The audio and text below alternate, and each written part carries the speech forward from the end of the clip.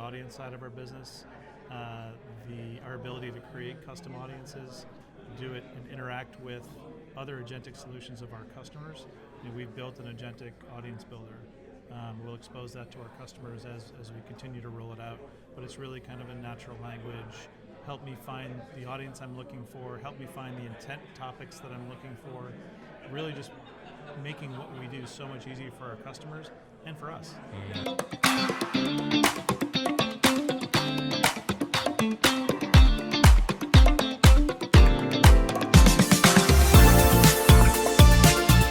What's going on, everybody? Welcome to another edition of the Ad Podcast. We are broadcasting from beautiful San Francisco here at Ramp Up, and we've got Mark Connon. Is that right? I got it right. The CEO of Bombora. Mark, thanks so much for coming on, man. Thanks for having me. Appreciate it. Why don't you tell me a little bit about yourself, what you guys do, and what brought you guys to Ramp Up this year? Sure. Right. Bombora is a leading B2B data company. We've been around for about 10 years. We develop a proprietary set of B2B data based on a large publisher co-op, and we license that data into the enterprise data ecosystem as well as into the advertising ecosystem in the form of custom and syndicated B2B specific audiences. I love that. So obviously the holy grail is LinkedIn data. People love to be able to drill down to actually say these ads are being delivered to this group of executives, and I know, are you guys able to tap into LinkedIn, or is that proprietary? LinkedIn is one of our distribution channels. Beautiful. But as a data provider to pretty much the rest of the ecosystem, including LiveRamp, we're able to take that our B2B data and target by company, by seniority, job title, on behalf of hundreds of thousands of advertisers. Wow. Including large Fortune 100 and advertisers as they look for companies to target to sell their solutions. So we do that, what you just described with LinkedIn. We do that with LiveRamp and others across the ecosystem. So you basically take the targeting capabilities of LinkedIn and you put them across the open web for everywhere else. Okay, that's amazing. That's obviously a very fun capability, especially as a B2B guy, as a business development guy, I'm salivating already. So, B2B is oftentimes one of the three categories that adopt things the latest. Usually it's B2B, finance, and pharma, right, are kind of like the three, laggards. But LinkedIn and the idea of the B2B influencer, it's becoming more and more popular. Some people, inviting independent journalists like myself to events like this, but also to publish on LinkedIn. Are you thinking about the idea of B2B influencers, and how do you kind of take that approach that people are doing in the social space and maybe bring that across the open web? Is there a way to leverage that as a concept? Yeah, as a concept. I mean, first of all, I love being grouped in with finance and pharma. Those are pretty good categories. Great categories, yeah. But yeah, and I think you're right. There is a particularly in parts of our business that we work with LiveRamp, B2B advertising, in the programmatic spaces, it's a little bit more nascent, certainly, than B2C. Yep. B2C, you've seen it much more advanced, and it has actually evolved into the social and influencer mode. I don't think B2B is there just yet. I would expect that as the growth in B2B programmatic and B2B advertising in this space continues, and we have seen it essentially exponentially over the past couple of years, you'll see more opportunities for innovation that will evolve into the B2B space as well. I love it. So another thing that B2B often gets criticized for is advertising that's dry. It's not as exciting, but then every once in a while a company will just knock it out of the park. I remember the Volvo campaign with Jean-Claude Van Damme. There was Adobe did a campaign where people were trying to sell clicks on the side of the road like they were drug dealers. Like every once in a while, there's the Trip and Tyler stuff, like conference call in real life with Zoom, and the work that they did with Snowflake. I think those guys were the face of $1 billion worth of IPO value or something like that. Because you have this very rich data set for distribution, how do you encourage agency partners, creative partners to leverage that data to the best of their capabilities by thinking about the content? How do you advise them on the content side? It's interesting. In the B2B space, the kind of first foray into programmatic has been around targeting. Can I target the right companies, the right seniority level, and that remains a very big part of what the objectives of many of the advertisers in B2B are.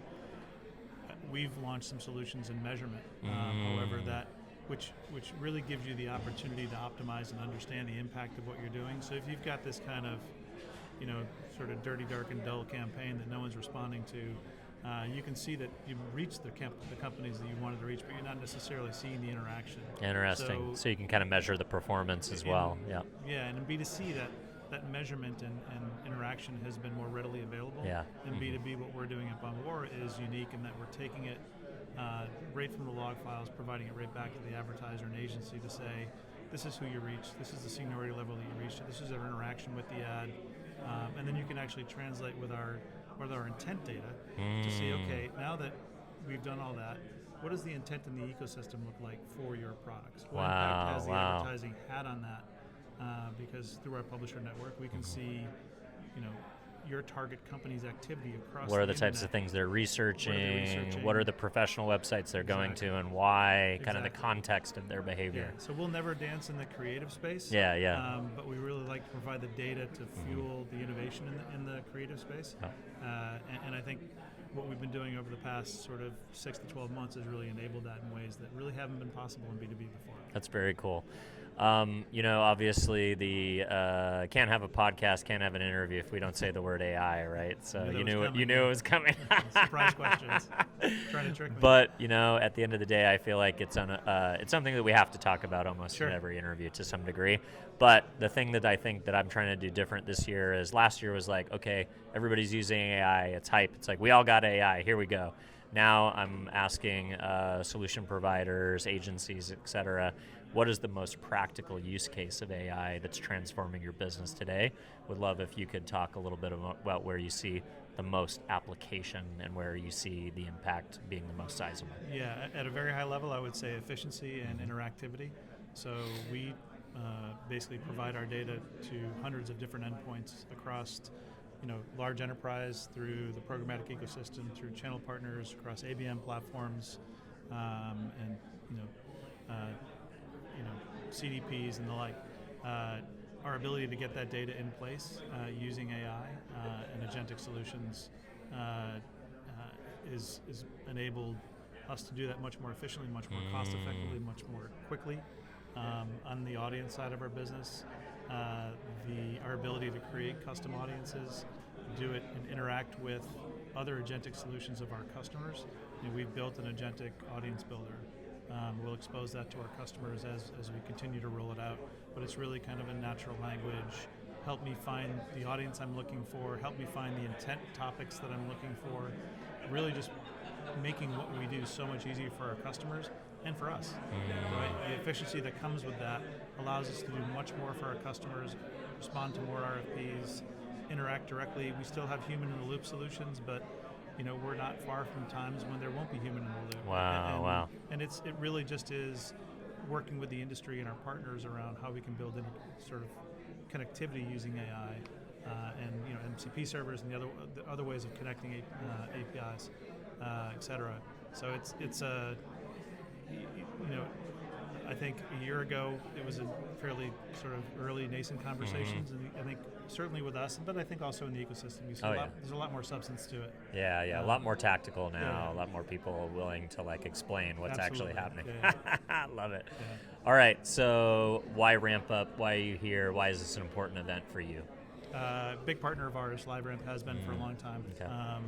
We work very closely with them around getting our audiences into their marketplace on behalf of brands and agencies, as well as on behalf of all of the really hundreds of distribution partners, DSPs, SSPs, et cetera, that exist within the LiveRamp platform and their marketplace. So it gives us ready access to audience, to put our audiences into a marketplace or directly to our customers that are using it through LiveRamp.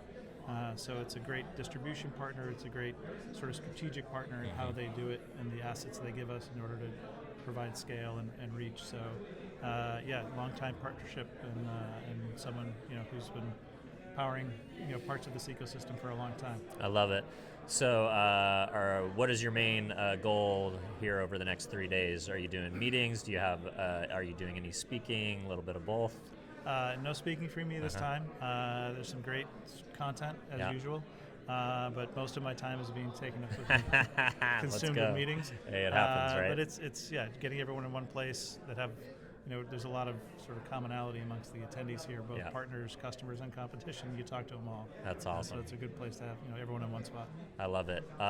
Any themes from the content that you're going to be taking back to the teams and saying, hey, I saw this really interesting insight or heard this interesting keynote. Is there anything that you're excited to bring back to the team after these last 3 days? Yeah, I actually lean back on an earlier answer, right? A lot of substance to the AI. Nice, yeah. Right, it's ways of... practicality. It's practicality and really interesting tactics and strategies that people are leaning into, not just LiveRamp, but others that have been speaking around kind of what the future holds. I think it's a very dynamic space right now, probably more so than it has been in a long time. So it's great to get some insight, sort of pull your head out of your Zoom calls for a change and hear what other people are saying. Look at some people in the white of the eyes, shake some hands, etc. All right, awesome. Well, Mark, if folks want to connect with you directly or learn more about Bombora, where would you like to send the audience? Please do. You can come to our website. You can reach out to me directly, mconnon@bombora.com. Let's do it. Thank you, sir. Awesome. Cheers. Take care. Appreciate it. Bye-bye.